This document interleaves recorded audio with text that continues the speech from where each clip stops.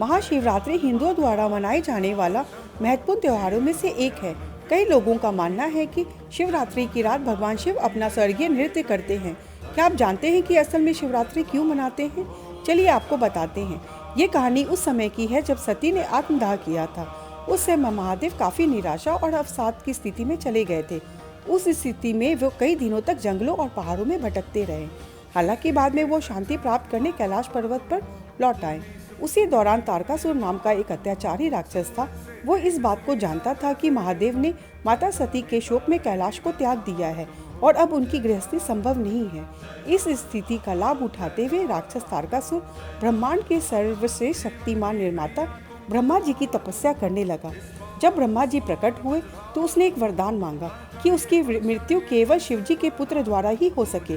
ब्रह्मा जी ने तारकासुर को ये वरदान दे दिया और वहां से चले गए। अब तारकासुर को ये विश्वास हो गया था कि वो अमर है, इसलिए उसने अपनी शक्ति से विश्व को आतंकित करना शुरू कर दिया। उस समय राजा हिमवंत अपनी पत्नी मीनावती के साथ हिमालय में रहते थे। राजा हिमवंत की एक बेटी थी जिसका नाम पार्वती था।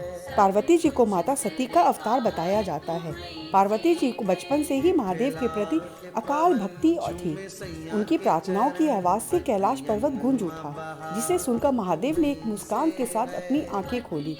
माता पार्वती की अपने स्वामी के प्रति भक्ति तीनों लोकों में प्रसिद्ध थी।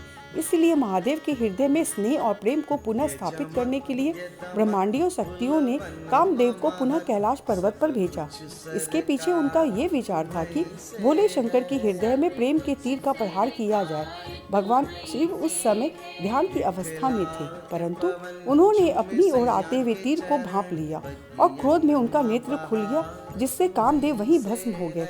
लेकिन माँ पार्वती की महादेव के प्रति ये प्रेमपूर्ण भक्ति की परीक्षा यही खत्म नहीं हुई। वो हिमालय से दूर चली गई और योगिनी बनने के लिए कैलाश पर्वत पर आ पहुंची।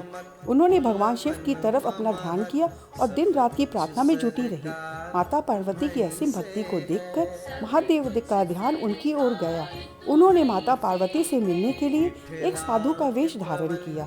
जब महादेव साधु के वेश में पहुंचे तो उन्होंने महादेव के प्रति माता पार्वती के सामने घृणा की बातें कही। कहा कि शिव वैसे नहीं है जैसा कि आप उनके बारे में सोचती है।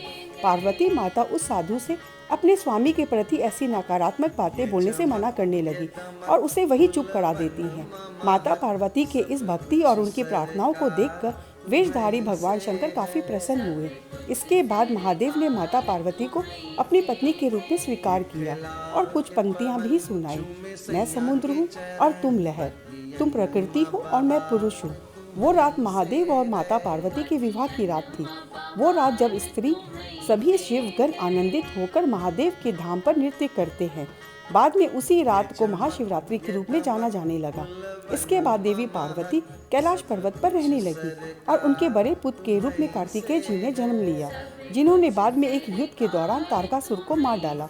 भगवान शिव और माता पार्वती को अर्धनारीश्वर के नाम से जाना जाता है। साथ ही बता दें कि देवी पार्वती को धरा को शांत करने वाली शक्ति के रूप में भी जाना जाता है। दुनिया भर में लोग शिवरात्रि के दिन उपवास रखते हैं और शक्तिमान महादेव की प्रार्थना करने के लिए पूरी रात जागते हैं। महाशिवरात्रि की रात हिंदू कैलेंडर में एक शुभ दिन है। एक मान्यता यह भी है कि निराकार भगवान सदाशिव मध्य रात्रि में शिवलिंग के रूप में प्रकट हुए थे, इसलिए लोग पूरी रात जागते हैं और महादेव की पूजा करते हैं। महाशिवरात्रि की पूरी रात जागना बहुत अच्छा माना जाता है। मान्यता चाहे जो भी हो, पर महादेव की भक्ति करने से मन में असीम शांति का संचार होता है और मनवांछित फल की प्राप्ति भी होती है।